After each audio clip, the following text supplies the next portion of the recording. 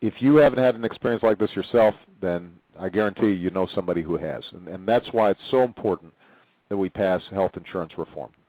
I know there's been a lot of misinformation in this debate, and there are some folks out there who are frankly bearing false witness, but I want everyone to know what health insurance reform is all about. First of all, if you're one of the nearly 46 million people who don't have health insurance, you'll finally have quality, affordable options. If you do have health insurance, we're going to help to make sure that insurance is more affordable and more secure through a set of common sense consumer protections.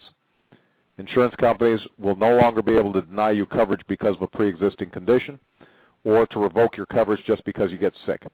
We'll place limits on what insurance companies can charge for out-of-pocket expenses on top of your premiums, and we'll eliminate arbitrary caps on your benefits. And finally, we'll require insurance companies to cover routine checkups and preventive care like mammograms and colonoscopies. All of that saves money, but it also saves lives. Now, I've said this before. I want to repeat it so that every member of your congregations understand this. If you like your health care plan, you can keep your health care plan. Nothing that we're doing obligates you to choose any plan other than the one that you have. If you like your doctor, you can keep seeing your doctor. We're not going to interfere with that. And I don't want government bureaucrats meddling in your health care, but I also don't want insurance company bureaucrats meddling in your health care. And that's what health insurance reform is all about. We are closer to achieving that reform than we have ever been. And that's why we're seeing some of the divisive and deceptive attacks.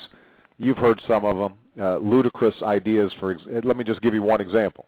This notion that somehow we are setting up death panels that would decide on whether elderly people get to live or die. That is just an extraordinary lie. This is based on a provision in the House legislation that would allow Medicare to reimburse you if you wanted counseling on how to set up a living will or other end-of-life decisions.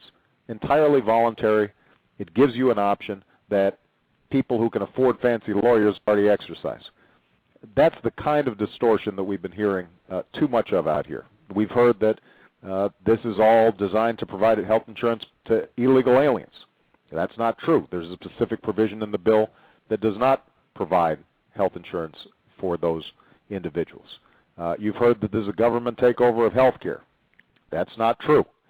You've heard that this is all going to mean government funding of abortion. Not true.